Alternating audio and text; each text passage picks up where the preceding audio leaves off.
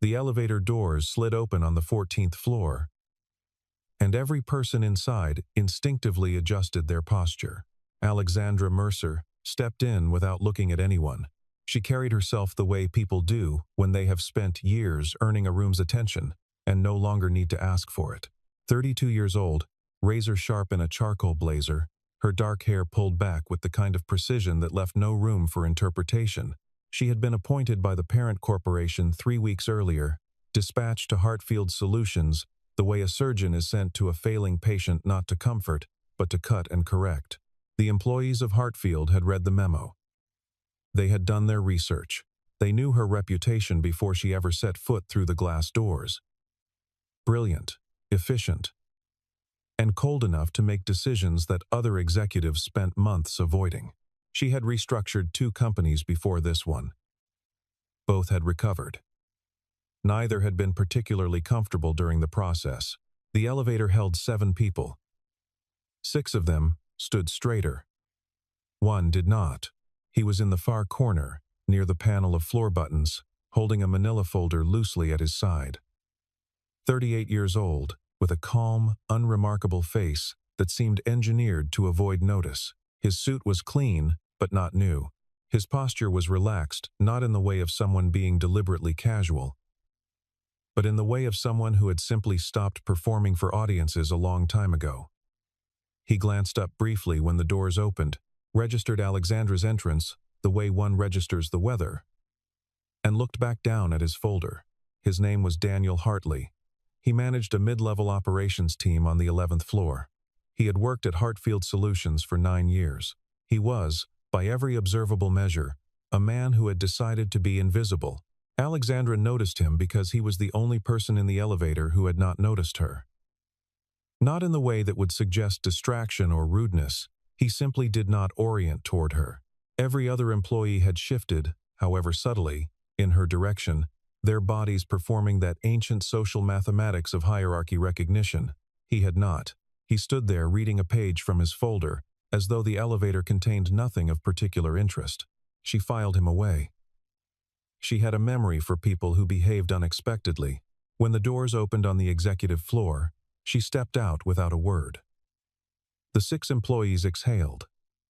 Daniel Hartley turned to the next page of his folder. In his mind, a thought had passed through quietly, without drama, the way most of his thoughts did. She seemed like someone who had never been told no by anyone who mattered. He wondered how long that would last.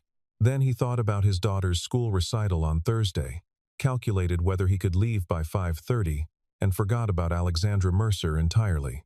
She did not forget about him. The first full week of Alexandra's tenure at Hartfield Solutions was the kind of week that separated leaders from performers. She called every department head into her office individually. She reviewed 3 years of financial records. She canceled 2 vendor contracts before Friday. She arrived before 7 in the morning and left after 8 at night. And somewhere in the middle of all of that, she pulled personnel files for every manager between grades 7 and 12. Daniel Hartley's file sat on her desk on Wednesday afternoon. She read it the way she read everything, quickly, efficiently, and with an eye for patterns. His performance reviews over 9 years had been consistently strong. Not spectacular, not the kind of record that drew attention, but solid in the way that load-bearing walls are solid. Year after year, his department met its benchmarks. His team had one of the lowest turnover rates in the building. His budget expenditures were consistently under projection. He had been offered a promotion to senior director twice. He had declined both times. That was the detail that snagged her attention. In Alexandra's experience, people who declined promotions fell into 2 categories: those who lacked confidence, and those who were hiding something. She had not yet determined which category applied to Daniel Hartley, but she intended to find out. The opportunity came sooner than she expected. On Thursday morning, she convened a restructuring meeting with the senior operations team. The agenda was straightforward. She was proposing a consolidation of 3 logistics functions into a single centralized unit, which would eliminate redundancies and reduce overhead by roughly 18% over the following year. She had run similar consolidations before. The numbers were clean, the logic was sound, She did not anticipate meaningful pushback. Daniel Hartley raised his hand. Not aggressively, not theatrically. He simply raised it, the way a man does when he has something to say and sees no reason to apologize for it. The 18% assumes uniform workflow across all three functions, he said. But the Eastern distribution coordination runs on a different cycle than the other two. If you consolidate before Q2, you'll create a 40-day window where contract fulfillment for the Reeves account falls into a gap that nobody is formally responsible for. He paused. I can show you the overlap schedule if it would help. The room went quiet in the particular way rooms go quiet when someone has said something that is both inconvenient and correct. Alexandra looked at him steadily. Are you suggesting we delay the consolidation? I'm suggesting we sequence it differently. Start with the two that align. Hold the Eastern function until after Q2. You still get the savings, you just don't create the gap. She held his gaze for a moment. Around the table, two other managers exchanged a glance that communicated a specific and wordless message. He does this. He just does this. Don't take it personally. I'll have my team review the overlap schedule, Alexandra said finally, and moved to the next item on the agenda. Afterward, one of the senior managers, a woman named Patricia Okafor, who had been at Hartfield for 11 years, lingered by the coffee station while Alexandra poured a cup.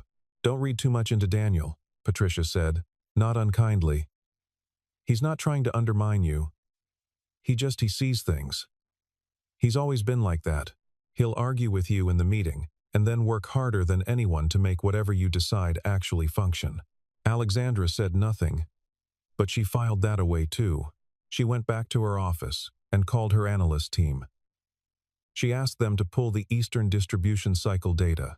By 4 in the afternoon, her lead analyst had confirmed what Daniel had described almost to the day. The gap was real. The risk was real. She stared at the numbers for a long time. Then she called her assistant and asked her to reschedule the consolidation sequencing. Starting with the two aligned functions, she did not tell anyone why she had changed the timeline, but she ordered a quiet review of every recommendation Daniel Hartley had formally raised in the past 3 years. She wanted to know how often he had been right. The answer, when her analyst compiled it, was unsettling in its consistency. He was right 7 out of 8 times. The one time he had been wrong, he had submitted a correction memo within 48 hours of the decision being implemented. Alexandra sat with that information and felt something she did not entirely welcome. The particular discomfort of having misjudged someone. She increased her surveillance of his performance metrics. Not from hostility, though she was honest enough with herself to recognize some of that was present, but because she genuinely could not explain him. She had spent her entire career in environments where competent people sought visibility. Where ability was a currency, people spent deliberately, trading expertise for advancement. Daniel Hartley seemed to have opted out of that economy entirely. He was good at his work, demonstrably good. And he appeared to have absolutely no interest in being recognized for it. That, more than anything, was what she could not reconcile. She began, almost despite herself, to pay attention. She learned things about him the way you learn things about a person you are watching rather than speaking to in fragments, through context, through the small observations that accumulate without announcement. She learned that he arrived at work at 7:45 every morning and left at 5:30 most days, almost without exception, regardless of what was happening in the building. She learned that his team was unusually loyal, not in the performative way of teams whose managers buy them lunch, but in the quieter way of people who trust that the person above them will not sacrifice them for convenience. She learned that he ate lunch alone most days, at his desk, working through something while he ate. One afternoon, she overheard 2 employees talking near the elevator bank. Daniel got offered senior director again. Heard it directly from HR. He's going to say no again, isn't he? A pause. Probably. He always does. Why do you think? A longer pause. I think I don't know. He's got his daughter. He doesn't want to travel. He doesn't want the politics. He seems fine where he is. The other voice was quieter. Must be nice, to just be fine where you are. Alexandra walked past without stopping. But she thought about that conversation for the rest of the afternoon. She thought about it again that evening. Alone in her hotel suite, she had not yet found a permanent apartment with a glass of wine and a view of the city that was objectively beautiful and felt completely impersonal. She thought about the phrase, "Fine where you are." She could not remember the last time she had been fine where she was. She had always been reaching toward the next thing, the next metric, the next company that needed rebuilding. It had never occurred to her that reaching was optional. She did not think very warmly of Daniel Hartley in that moment, but she thought about him. The company event was called an Employee Appreciation Evening, which was the kind of name corporations give to gatherings intended to manage morale. It was held in the building's fourth-floor conference center, which had been transformed for the occasion, with catered food and round tables, and the general atmosphere of an event that everyone was required to attend, and most would prefer to leave early.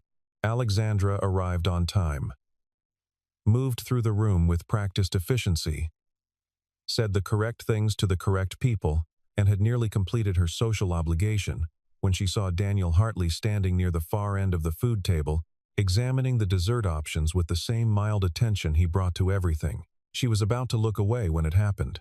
He shifted to reach for something on the table, and the worn leather wallet he kept in his jacket pocket slipped free. It landed on the floor behind him without a sound. A photograph fell out, a small, faded print, the corners soft with age. The kind of photograph that has been handled many times over many years. He had not noticed it fall. He was still looking at the dessert table. Alexandra took one step and picked it up before anyone else could. She meant to simply hand it back to him. That was all she intended. She glanced at it only because it was in her hand, because it was natural to glance at something you have just picked up, because there was nothing remarkable about the gesture. Then she stopped moving. The photograph showed three people. A young woman, perhaps 25, with an open, warm face and dark hair loose around her shoulders. Beside her, a little girl of about 10, squinting into the sun with a gap-toothed smile. And standing slightly behind them, a teenage boy who looked perhaps 16 or 17, one hand resting lightly on the young woman's shoulder. Alexandra looked at the young woman's face. The world did not tilt or spin.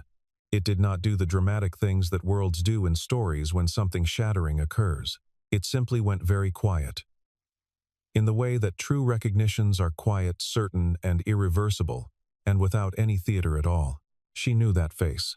She had known it half a lifetime ago, in a life so different from her current one that she rarely allowed herself to remember it.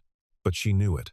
She knew the angle of the cheekbones, the particular warmth of the expression, the way the woman's eyes crinkled at the corners, as though she were perpetually on the verge of being amused. 20 years. More than 20 years. She had spent 20 years trying to locate a feeling that she could not name. A feeling that lived somewhere in the space between gratitude and grief. A feeling that was connected to this face, and to a summer she had mostly trained herself to forget. Ahem. Daniel Hartley had turned around. He was looking at the photograph in her hand, with a neutral expression that nonetheless carried a quiet alertness, the look of a man who has spotted something he cares about in someone else's possession. "I believe that fell out of your wallet," Alexandra said. Her voice was steady. She was not certain how. He reached out and took it from her carefully, the way you take something fragile. He was about to slip it back into the wallet when he noticed that she had not looked away. He looked at her more carefully. "You've seen this photograph before," he said. It was not a question. She was quiet for a moment. Around them, the event continued: laughter, music, the clink of glasses, and none of it touched the small, still space the two of them had stepped into.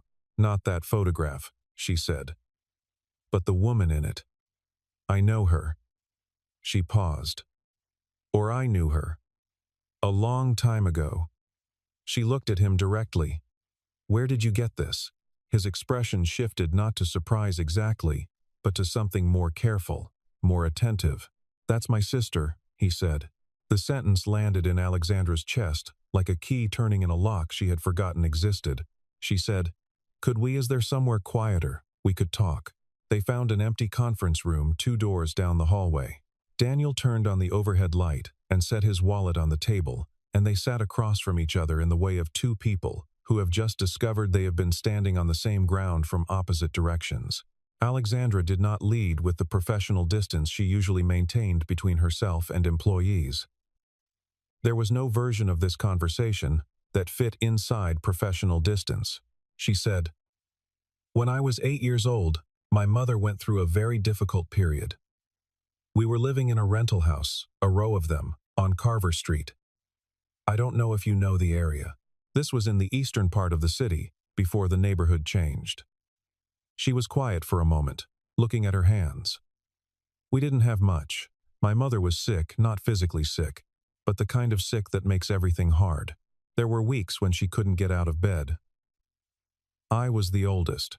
I was trying to manage." Daniel said nothing. He was listening the way he did everything else fully, without performance. The woman next door noticed. Alexandra continued. "She was young. She couldn't have been more than 24, 25. She started leaving food on our porch. Then she started checking in. Then when things got very bad, when my mother had an episode that I now understand was a breakdown, she was the one who came over and stayed with me. She called the right people. She made sure we were safe." Alexandra stopped. I don't know how to explain what she was to me during those months. She was the first adult I had ever encountered who seemed to look at our situation clearly and decide to help it, without any complicated calculations about whether it was her problem. She looked at Daniel. Her name was Margaret. The word was barely out of her mouth when she saw something move across Daniel Hartley's face, the kind of movement that comes from deep inside a person, from a place that is not managed or controlled. "Maggie," he said quietly. "Yes," Alexandra said. "That's what she went by." Maggie. He picked up the photograph again and held it, and Alexandra could see that he was not looking at it, he was feeling it. The way you feel things you have carried for a long time. "She was my sister," he said. "My older sister. She moved around a lot when she was young. She believed in that, being useful wherever she landed. She used to say that a neighborhood was just a network of people who hadn't met the right crisis yet." A pause. "When did your family move away from Carver Street?" "We left in the spring. My mother got better. We moved in with her sister on the other side of the city. I was about 9 by then." Alexandra thought about it. "I never saw Maggie again after that. We left. The way you do when you're 9, and decisions aren't yours to make. I thought about her for years afterward. I tried to find her once, when I was in college. But I didn't have enough information." Daniel set the photograph down. "She passed away," he said. 7 years ago. Heart condition. It was sudden." He said this the way a person says something they have said many times and have not made peace with, but have learned to carry. She never mentioned Carver Street that I can remember. But she talked about things like that in general terms. She just called it being a decent neighbor. She didn't keep score. The overhead light in the empty conference room was too bright, the way institutional lights always are, and it made everything look slightly exposed. Alexandra sat with what she had just learned and felt the particular grief of connection discovered in the same moment as loss, the strange arithmetic of finding out that someone who mattered to you had a life you knew nothing about, and that life was now over. "The boy in the photograph," she said finally. Standing behind her, Daniel looked at the image. "That's me. I was 16. He paused. "This was taken the summer before I started my last year of school. Maggie had come home for a visit. The little girl is our neighbor's daughter. She used to come around." He turned the photograph slightly, re-examining it.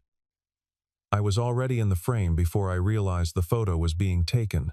Alexandra looked at him, really looked at him, in a way she had not allowed herself to before, and something in the back of her memory, something she had not accessed in more than 2 decades, produced a fragment, a teenage boy on a porch, carrying groceries. A teenage boy who had helped her drag a stuck bicycle wheel up a curb. A teenage boy who had, without any explanation or ceremony, simply been kind to a child who needed kindness. "You were there too," she said. "That summer. You were there." He was quiet for a moment. Then, "What did you look like when you were 9? She almost smiled.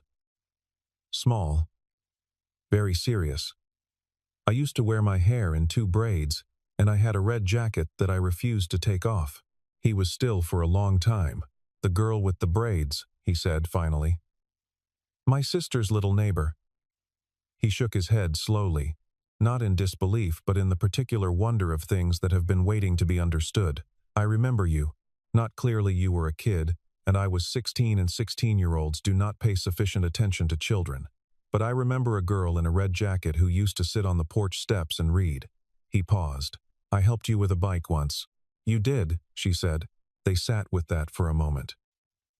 The muffled sound of the party down the hall was very far away. So you spent 20 years looking for Maggie, he said. Not actively, but she was always somewhere in my mind. She was one of those people you carry.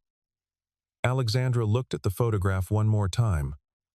I became good at what I do because of her, because she showed me, when I was very young, that competence without kindness is just machinery. I've spent my career chasing the competence part. A pause. I think I let the other part slip. Daniel said nothing immediately. He did not offer reassurance, and she did not need it. She recognized someone who understood the difference between comfort and truth. She would have liked knowing that, he said at last. That she mattered to you. He picked up the photograph and slipped it carefully back into the wallet. She liked knowing things mattered. She kept score in her own quiet way. They did not return to the party that evening. They stayed in the conference room and talked not with the ease of old friends, because they were not old friends, but with the particular quality of two people who have discovered a shared foundation beneath a building they thought they had constructed separately. They talked about Maggie, and about Carver Street, and about the years between then and now. And somewhere in that conversation, the formal distance between a CEO and a mid-level manager quietly dissolved.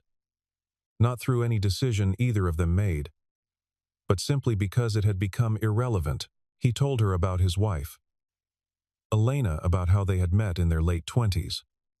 How they had been happy in the quiet, durable way that happiness is when it is built on actual compatibility rather than excitement, and how she had become ill when their daughter Sophie was 4, a slow progression that had ended 3 years later, leaving Daniel with a 7-year-old who had her mother's eyes and her father's stubbornness, and a life that needed to be rebuilt around its new shape. He did not tell this story dramatically. He told it the way he told everything, steadily, with pauses where pauses were warranted, without inviting pity or admiration. Sophie is 11 now, he said. She plays violin. Badly, but enthusiastically. There was a smile at the corner of his mouth. It's the most joyful, terrible sound I have ever heard. Alexandra thought about the photograph, the woman who had saved her childhood, the teenager who had carried groceries and fixed bikes, the life that had continued in directions she knew nothing about. She thought about how much had happened in the years between Carver Street and this conference room, and how none of it, for either of them, had been simple. I'm sorry about Elena, she said. Thank you, he said, simply, without elaboration. The way people accept condolences when they have had time to incorporate them. They would have talked longer, but a message arrived on Daniel's phone, the babysitter, needing to leave by 10. He showed Alexandra the screen, with the same matter-of-fact quality he brought to everything. This is my life, the screen said, and I am not apologetic about its requirements. I have to go, he said, standing. I know. She stood too. Daniel, he looked at her. Thank you for telling me about her. About Maggie. He nodded once, that small, weighted nod that was. She was beginning to understand. His version of a great deal. 3 weeks later, the crisis arrived. It came in the form of a phone call from the parent corporation, delivered to Alexandra at 6:45 on a Tuesday morning, before she had finished her first coffee. The Consolidated Reeves contract, Hartfield's largest single client, representing just under 30% of annual revenue, had been approached by a competitor. The competitor had made a proposal. Reeves was considering it. Hartfield had 21 days to demonstrate why the relationship was worth maintaining. The parent corporation's message was clear, and it was not gentle. Resolve this, or prepare for acquisition proceedings. Alexandra called an emergency leadership meeting. She sat at the head of the table and looked at the people around her, competent, worried, trying to appear composed, and made a rapid assessment of who in this room she could rely on when reliable was the only thing that mattered. She looked at Daniel Hartley. "I need the Eastern distribution data going back 18 months, she said. "Full cycle analysis, client-specific metrics. The works. How long do you need? I can have a preliminary read on your desk by 3 this afternoon, he said. Full analysis by Thursday morning. I need it by Wednesday afternoon. A brief pause. Wednesday afternoon then. It was as simple and uncompromising as that. What followed was 11 days that Alexandra would look back on as some of the most intense and clarifying of her professional life. She and Daniel worked in parallel, and in concert, she managing the relationship with Reeves directly, shaping the strategic narrative, while he built the operational case that gave her narrative its foundation. They spent long evenings in the conference room on the 11th floor, surrounded by printouts and laptops, eating takeout food from the containers, because neither of them had thought about plates. He pushed back when she pushed too hard in directions that would not hold.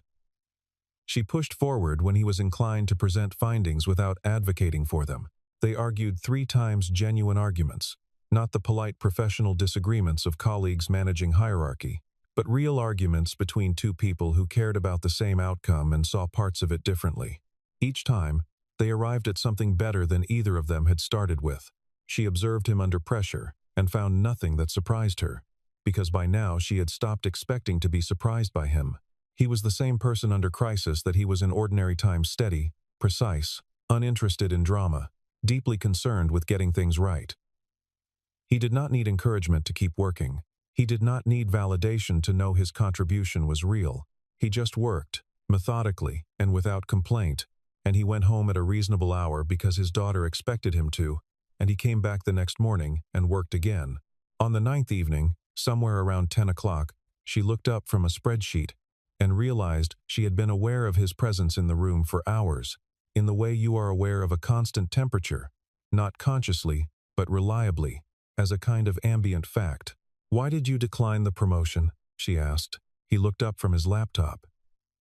He had been waiting for this question, or something like it. For a while she could tell by how unhurried his response was. "The senior director role requires travel to the regional offices," he said. 4 days a month. Minimum. Sophie is 11. I have 3 more years before she's in high school, and the calculus changes. He looked back at his screen briefly, then back at her. "The work I do here matters to me. I don't need a title change to tell me that, and I'm not willing to be away from my daughter more than I already am just to receive one." Alexandra thought about that. She thought about all the promotions she had pursued, the relocations she had made, the personal architecture she had dismantled and rebuilt around each new professional opportunity. She had been very good at all of it. She thought with the particular clarity that comes from extended exhaustion, perhaps also been very good at missing things. "She's lucky," Alexandra said. "Sophie," he considered this seriously, as he considered everything. "I hope so," he said.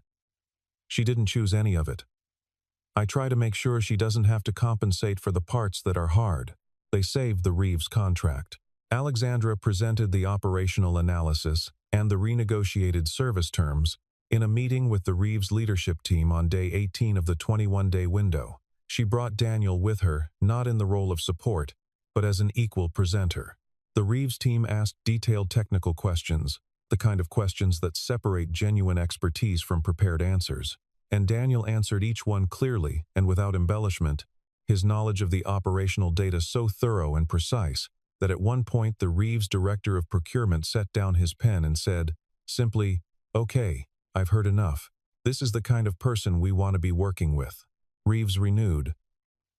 The contract was extended by 3 years.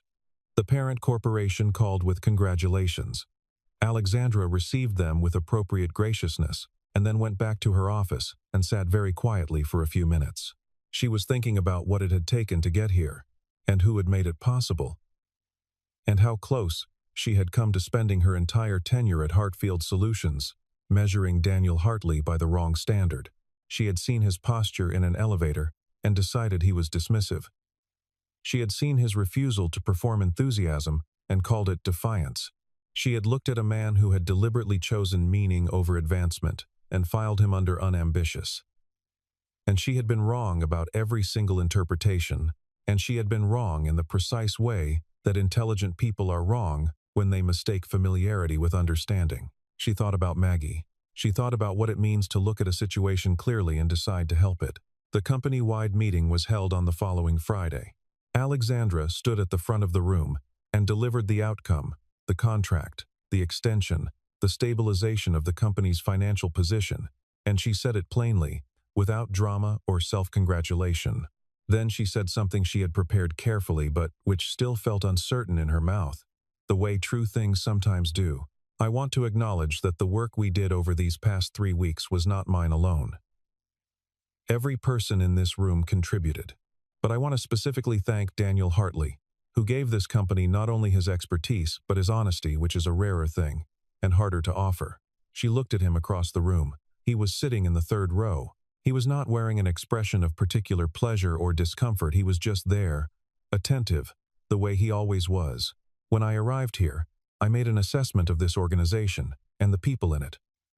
I made that assessment quickly, because speed has always served me well. I was wrong about some things. The hardest part of being wrong is recognizing it when the stakes are high enough that you'd rather not. A pause. I'm recognizing it. There was a silence in the room, not an uncomfortable one. The kind of silence that happens when something real has been said in a room full of people who were not expecting it. Daniel did not lead the applause. He did not do anything theatrical. He nodded, once, across the distance between them, and that was enough, because they both understood what it meant. Afterward, in the hallway, she fell into step beside him as they walked toward the elevator bank. I know a place, she said, on Carver Street. Or near it. The street itself has changed. But there's a diner 2 blocks east that's been there for 30 years. Apparently the neighborhood held on to it. He looked at her. When? Saturday. If Sophie doesn't have violin. Sophie has violin Saturday morning, he said. But she's done by noon. 1 o'clock, Alexandra said. 1 o'clock, he said. They went on a Saturday in early November, when the sky was the particular pewter gray of Midwestern autumn, and the trees had given up their leaves with the dignified resignation of things that have learned not to cling. The diner was called May's, and it had the permanent smell of coffee and the kind of booths that have been patched so many times the repairs have become part of the original. They sat across from each other with cups of coffee they didn't need and walked through the old streets on a kind of internal map that had been drawn a long time ago. Carver Street itself had changed. As Alexandra had said, the row of rental houses was gone, replaced by a low apartment building of the anonymous contemporary variety, all flat surfaces and identical windows. But the general geography remained. The oak tree on the corner that she remembered. The slope of the hill down toward the bus stop. The particular quality of light on late fall afternoons that the neighborhood seemed to trap and hold. She stood on the corner of what had been Carver Street and looked at the space where Maggie's house had been. She used to sit on the porch in the evenings, Daniel said, standing beside her, even in the cold. She said she did her best thinking outside. She sat with me sometimes, Alexandra said, when things were bad at home. She wouldn't say much. She'd just be there. That was her, he said. They stood there for a while. The wind moved. A car went by. The ordinary afternoon continued around them, indifferent to the weight of what was being revisited on that corner. Alexandra thought about the things she had learned in the past weeks. She thought about the difference between a life built for achievement and a life built around what matters, and she wondered, with the clear-eyed honesty she was trying to practice more consistently, whether those two things had to be as opposed as she had always arranged them to be. She thought about Daniel, about his precision and his patience, and his absolute refusal to become someone he was not in exchange for things he did not want. She thought about Sophie, who she had not yet met but already admired from a distance, this 11-year-old violinist who played badly and enthusiastically and grew up watched over by a father who had built his whole life around the logic of showing up. And she thought about Maggie. She thought about how a woman who had left food on a porch for a sick neighbor's child had set something in motion that traveled 23 years through time and ended on this corner, on this afternoon, with two people who might otherwise have spent their whole professional lives passing each other in an elevator and understanding nothing. She'd be furious that she missed this, Alexandra said. Daniel made a sound that was the closest thing to a laugh she had heard from him, quiet and low, surprised out of him rather than performed. She would, he agreed. She'd have had opinions about how it took us so long. She'd be right. She was usually right. He said it without sadness, or rather, with a sadness so well integrated into the rest of him that it had become indistinguishable from affection. I hope wherever she is, she got to see this coming. They walked back to the diner and finished their coffee, and the conversation moved into easier things. Sophie's violin teacher, the restructuring timeline at Hartfield, a book Alexandra was reading that she recommended with surprising enthusiasm for someone who gave very little away.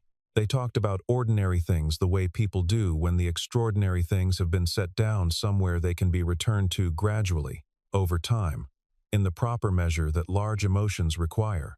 When they left Maze, the afternoon had darkened into early evening and the streetlights had come on. They stood on the sidewalk outside and the city moved around them. Next Saturday, Daniel said. If you don't have anything, Sophie wants to show me a new piece she's learning. She would probably tolerate a witness. Alexandra considered this with the gravity it deserved. I have nothing scheduled, she said. He nodded. 1 o'clock. 1 o'clock. She walked to her car and he walked to his, and neither of them looked back, because there was no need to. The old photograph was still in the wallet, in his jacket pocket. On the front, 3 people on a porch in summer light. A young woman and a little girl and a teenage boy. None of them knowing what came next. On the back, nothing. There was nothing on the back of the photograph, because it had been taken on an afternoon when the future was simply the future and the present was sufficient. But things accumulate. Things are added over time. The wallet was the same worn leather wallet it had always been.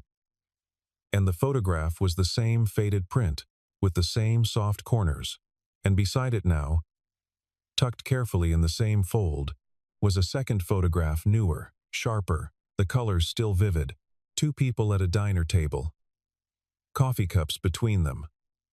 The woman with her dark hair no longer pulled back with such precision. Something looser and more honest in her expression. The man with that characteristic quality of being entirely present without requiring anything of the moment. Not strangers in an elevator anymore. Something else. Something that was still being named patient and unrushed. The way good things tend to be when they have survived enough to know that they will last. What Daniel remembered most about those 11 days, and he would remember them for a long time, the way you remember any period during which the ordinary and the extraordinary become temporarily indistinguishable, was not the crisis itself, but the quality of the collaboration. He had worked hard before. He had cared about his work before. But he had rarely been in a room with someone who matched the level of attention he brought to a problem, and then exceeded it. Alexandra worked with a focus that was almost physical, a concentrated presence that seemed to compress time around it. She did not miss things. She did not paper over uncertainty with the confident language of someone performing competence. She went back and looked at what she did not understand until she understood it. It was the quality he respected most in people and found least often. He had told Sophie about the Reeves contract the evening it was resolved. In the matter-of-fact way, he tried to tell her about work, not hiding it, not dramatizing it, treating her with the respect of someone old enough to understand that the world contains high stakes and the people inside it are doing their best. Sophie had been eating a bowl of cereal at the kitchen table, which was her preferred evening snack regardless of what had been served at dinner, and she had listened, with the attentiveness she'd inherited from him, head tilted slightly, eyes focused, the cereal spoon held in one hand, and forgotten. "So you and the new boss fixed it?" she said. "We worked on it together. And she was actually good at her job?" "She was very good at her job." Sophie considered this. "Did you like her?" He paused, not from evasion but from the habit of precision. "I respected her," he said. "I think I'm starting to like her." Sophie went back to her cereal. "Good," she said. with the decisive finality of an 11-year-old who has rendered a verdict and moved on. He thought about that conversation later, after Sophie was in bed and the apartment was quiet, in the particular way apartments are quiet when they contain only one adult. He thought about what it meant to be starting to like someone, to be in the process of it, rather than the state of it. He had not been in that process with anyone for a long time. He had not permitted himself to be, not from calculation or resolve, but simply because the energy required to remain open to new people had, in the years after Elena, seemed like a currency he could not afford to spend on uncertain returns. But Alexandra Mercer was not an uncertain return. She was, he was coming to understand, an unusually legible person, not because she was simple, but because everything about her was coherent. Her intensity and her precision and the careful way she was beginning to reveal the person underneath the professional armor were all part of the same person, the same coherent interior. He recognized coherence. He valued it above most things. He sat in the quiet apartment and thought about Maggie. He thought about her the way he always did, which was not with the acute grief of early loss, but with the deeper, older ache of someone whose absence has become part of the furniture of your life, present in everything, visible in nothing. He thought about the fact that she had been on Carver Street all those years ago, feeding a child she barely knew, and that child had grown into this particular woman, and that woman had arrived in his building and challenged him in meetings, and looked at an old photograph, and gone pale at a company party. And all of it, every improbable connection had happened, not because anyone had arranged it, but simply because Maggie had once decided to be a decent neighbor. He wished he could tell her about it. He wished he could call her and say, "You left a mark on this person, and she carried it for 20 years, and it brought her all the way to me." He thought she would have found that deeply satisfying, and would have pretended not to. The night before the Saturday at May's, he had placed the old photograph on the kitchen table and looked at it for a long time. Then he had found the photo from the company event. Someone had snapped a candid of the two of them deep in conversation near the food table, the moment just before the wallet fell, and had sent it to the department group message as part of a collection of event photos, not knowing what it contained. He had saved it to his phone and printed it quietly at the pharmacy on his way home, and he had tucked it carefully into the wallet beside the original. He did not make a ceremony of it. He did not think of it as a declaration. He thought of it as an accurate record, a document of what was real and continuing to become real, preserved beside the document of what had been. Two photographs, different eras, different light, the same essential quality of connection between people who were doing their best to be honest in a world that rewarded performance instead. Alexandra, for her part, went home that Saturday evening and stood in her apartment. She had found a permanent place by then, on the 6th floor of a building near the river, still sparse in the way of recent arrivals who have not yet decided what a home should contain, and thought about the afternoon. She thought about standing on the corner where Carver Street used to be, and how it had felt to stand in the general vicinity of a place that had mattered to her without it mattering to anyone else visible. She thought about the diner and the coffee, and the conversation that had been easy. In a way, conversations had not been easy for her in longer than she could honestly calculate. She thought about 1 o'clock next Saturday, and Sophie, and what it would be like to be in a room with someone else's child, someone who had been raised with intention, by a father who had made his priorities concrete rather than aspirational. She thought that she would probably like Sophie, this girl who played violin badly and enthusiastically, and looked at the world with her father's careful attention. She thought about what she was building at Hartfield Solutions, and whether it was what she wanted to be building, and whether what she wanted was changing in ways she had not yet fully charted. She was a person who liked to know what she was moving toward. She found the current uncertainty unfamiliar. She also found it, unexpectedly, not unpleasant. She went to her desk and wrote a note to herself, which was a habit she had developed in her 20s as a form of thinking on paper. The note said, "The people who save you don't always look like rescue. Sometimes they look like a woman leaving food on a porch. Sometimes they look like a teenager fixing a bicycle. Sometimes they look like a quiet man in the corner of an elevator who doesn't know he's holding the most important photograph you've never seen." She read it back.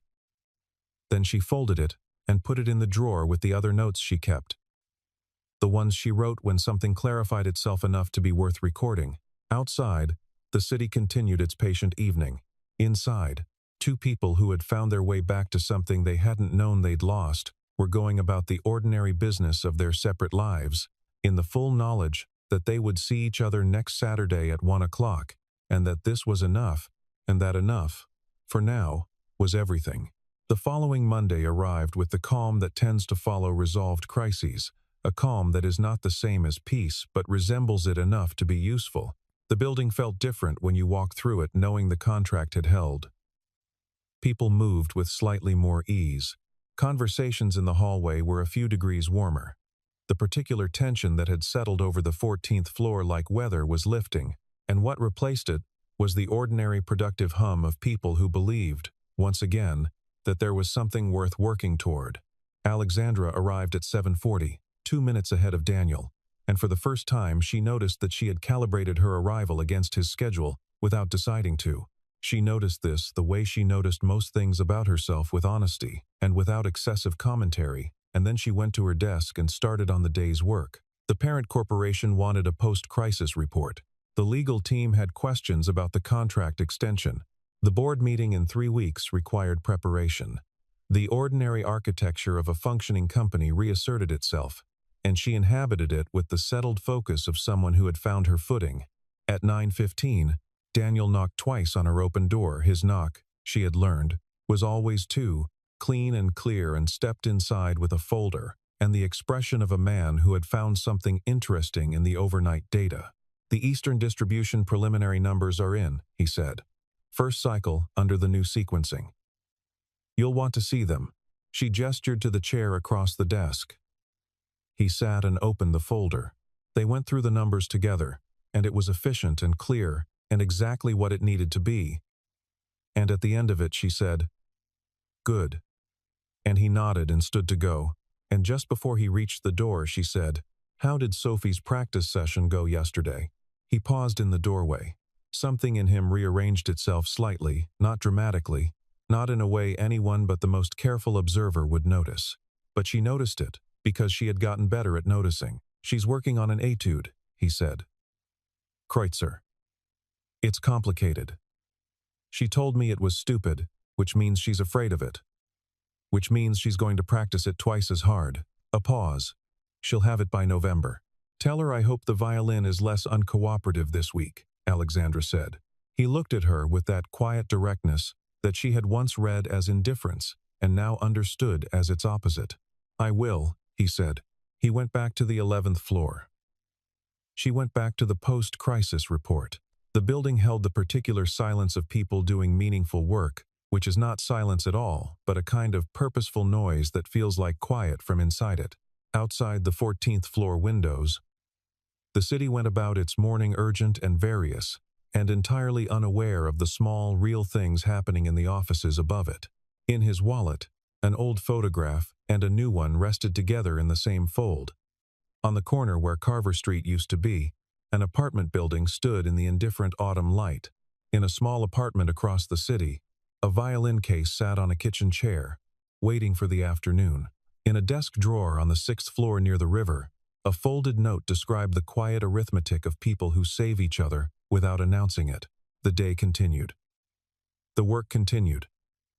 And below all of it, unhurried and accumulating, something else continued too.